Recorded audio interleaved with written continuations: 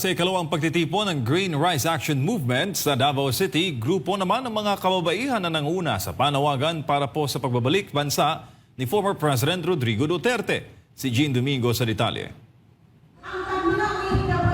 Sa makasaysayang pagtitipon ng Green Rice Action Movement sa Davao City, matapang at sabay-sabay na inihayag ng mga grupo ng kababaihan ang kanilang mensahe. Ang pagbabalik ni dating Pangulong Rodrigo Roa Duterte sa bansa, kung saan damang-dama ang kanilang determinasyon at paninindigan.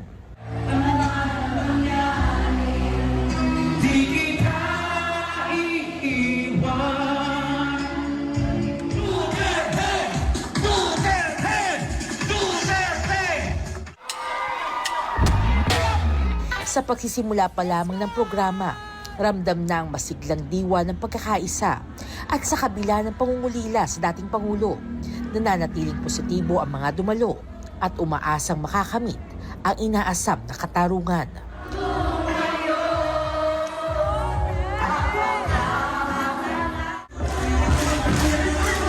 Isang masiglang Zumba dance presentation ang bumugad sa programa.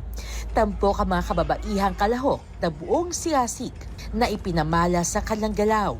Isang simbolo ng pagkakaisa at lakas na kanilang paninindigan. Hindi rin nawala ang pag-ibida ng ilang mga paboritong pagkain ni Tatay Digong, tulad ng munggo, bulad, pritong saging, nilagang saba at kamote.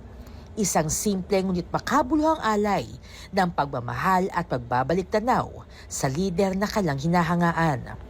Nandito po kami para magbibigay suporta kay Tatay Digong dahil mahal namin si Tatay Digong. Mahalaga din po kasi nakakontribute din po kami sa mamamayan. Sa bansa po nakontribute po kami dahil po kami isang ina. Hindi lang po kami dahil isang ina, dahil nagbibigay din kami ng contribution ng pareha ng sa parents, nag-ano din kami sa mga anak namin, tumutulong din kami sa mga asawa namin na naghahanap buhay din kami.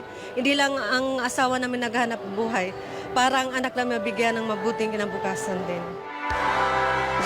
Dumalo rin sa pagtitipon sa senatorial candidate Bongo na muling binalikan ang mga alaala at pagpapahalaga ni dating Pangulong Duterte sa mga kababaihan. Isang patunay na kayang malasakit sa bawat Pilipino, anuman ang kasarian. Ang iyang ginatugon lang sa ako, perme, unahon perme, ang pagserbisyo sa katauhan.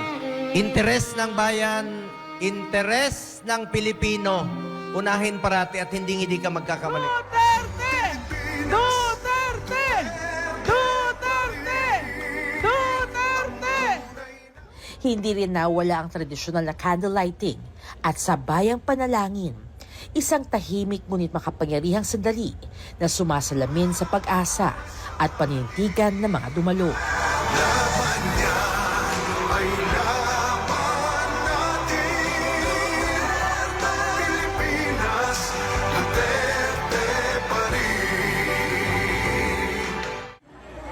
Ang Green Rice Action Movement ay isang mapayapa at makabayang inisyatibo na isinasagawa tuwing linggo sa iba't ibang panig ng bansa.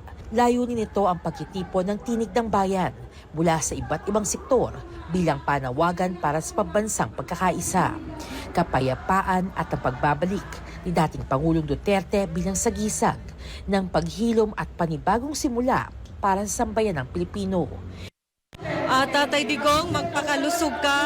Nandito kami, taga Dabawenyo, na nagmamahal sa'yo, na umaasa na makabalik ka. Pangalagaan mo yung health mo, huwag mo pabayaan ang sarili mo. Huwag kang mag-alala, nagdarasal kami lahat dito, araw-araw, gabi-gabi.